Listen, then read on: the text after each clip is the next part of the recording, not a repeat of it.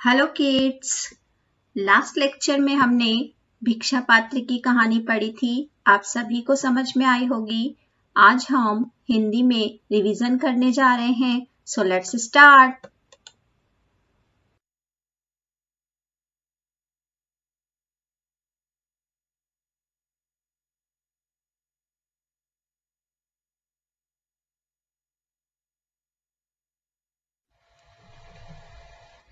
विशेषण। संज्ञा या सर्वनाम शब्दों की विशेषता बताने वाले शब्दों को विशेषण कहते हैं और जिन शब्दों की विशेषता बताई जाती है उन्हें विशेष्य कहा जाता है। जैसे ये है लाल गुलाब। यहाँ पर गुलाब की विशेषता है कि वह लाल है और लाल शब्द यहाँ पर विशेषण हुआ और गुलाब संज्ञा है। लाल विशेषण, गुलाब विशेष्य। कुछ और उदाहरण जैसे धनी सेठ, कठोर आवाज, ऊंचा पहाड़। यहाँ पर धनी सेठ की विशेषता है, आवाज की विशेषता है कि वह कठोर है, पहाड़ की विशेषता है कि वह ऊंचा है। इसीलिए यहाँ पर धनी, कठोर, ऊंचा ये विशेषण शब्द हुए और सेठ, आवाज, पहाड़ ये विशेष्य शब्द हुए। उपसर्ग और प्रत्यय। उपसर्ग ऐसे शब्दांश जो शब्द के आगे जुड़कर उसके अर्थ में परिवर्तन लाते हैं उन्हें हम उपसर्ग कहते हैं और ऐसे शब्दांश जो शब्द के अंत में लगकर उसके अर्थ में परिवर्तन लाते हैं उन्हें हम प्रत्यय कहते हैं। उदाहरण अप प्लस मान बना अपमान। यहाँ पर अप शब्द जो है मान में जुड़ा है तो उसका अर्थ परिवर्तन हो गया, यह बन गया अपमान। वी प्लस शेष ये बना विशेष। शेष में जब हम वी जोड़ते हैं तो वह बन गया विशेष। तो यहाँ पर अप और वी उपसर्ग शब्द हुए। धन प्लस ई बना धनी। मित्र प्लस ता ये बना मित्रता। धन शब्द में जब हमने ई प्रत्यय लगाया तो धनी शब्द बन गया। मित्र शब्द में जब हमने ता प्रत्यय लगाया तो मित्रता बना। यहाँ पर ई और ता प्रत्यय शब्द हैं।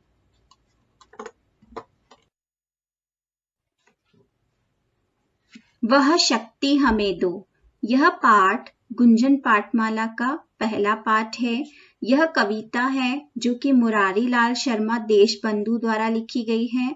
इसमें कवि कह रहे हैं कि हे दयानिधे, हे ईश्वर, हमें ऐसी शक्ति दो जिससे हम कर्तव्य मार्ग पर डटे रहें और दूसरों की भलाई के लिए अपना जीवन लगा दें और हम हमेशा बुराइयों से दूर रहें। बुराइयां मतलब छल, कपट, ईर्ष्या, इन सभी बुराइयों से हम हमेशा दूर रहें और अपने देश के लिए प्राण न्यौछावर करने के लिए हमेशा तैयार रहें।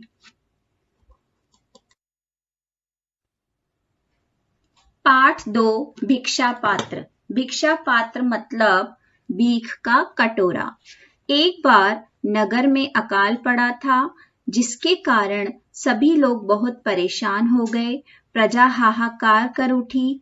गौतम बुद्ध से यह सब देखा न गया। उन्होंने अपने शिष्यों को बुलाया, सभी धनी भक्तजनों को इकट्ठा किया और विनम्र स्वर में बुद्ध ने प्रश्न किया कि प्रियजनों, बोलो, भूखी प्रजा को अन्न देने के लिए तुम में से कौन कौन तैयार है?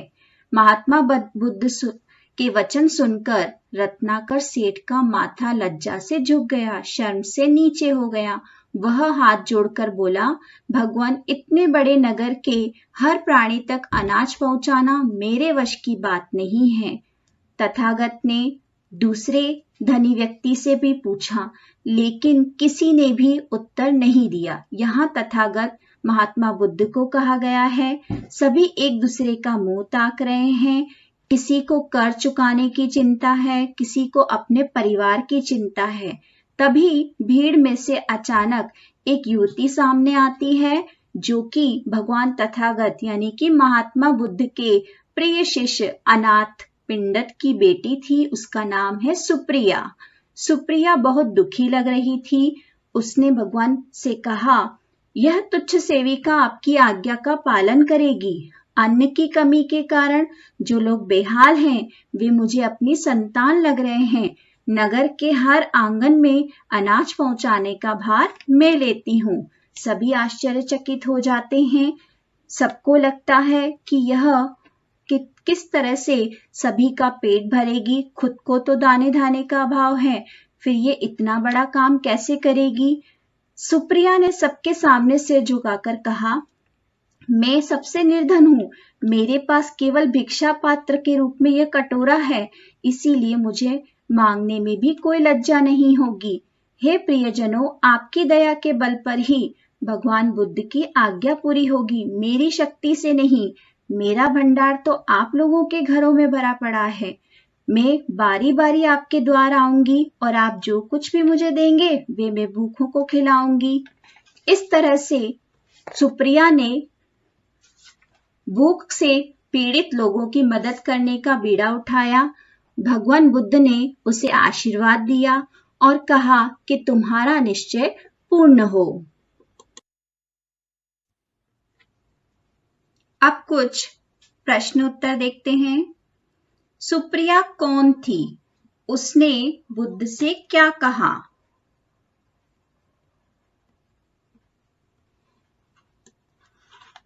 सुप्रिया भगवान तथागत के प्रिय शिष्य अनाथ पिंडत की पुत्री थी। उसने कहा कि भगवान, यह तुच्छ सेविका, तुच्छ मतलब छोटी, तुच्छ सेविका आपकी आज्ञा का पालन करेगी। अन्न की कमी के कारण जो लोग बेहाल हैं वह सब मुझे अपनी संतान लग रहे हैं। नगर के हर आंगन में अनाज पहुंचाने का भार मैं लेती हूँ।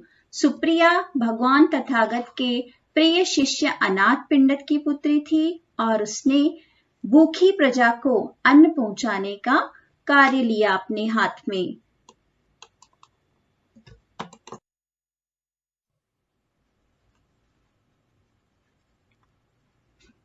सुप्रिया की बात सुनकर धनी सेठों ने क्या किया?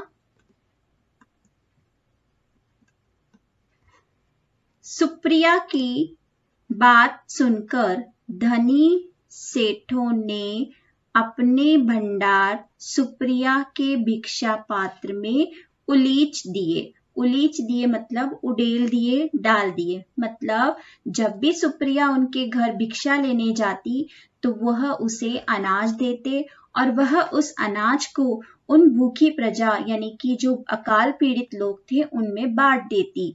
इस तरह से सुप्रिया ने अकाल पीड़ितों की मदद की और बुद्ध से आशीर्वाद प्राप्त किया। अब आपको बच्चों इस कहानी को पढ़ना है और क्वेश्चन आंसर्स को लिखकर प्रैक्टिस करनी है। Bye for now.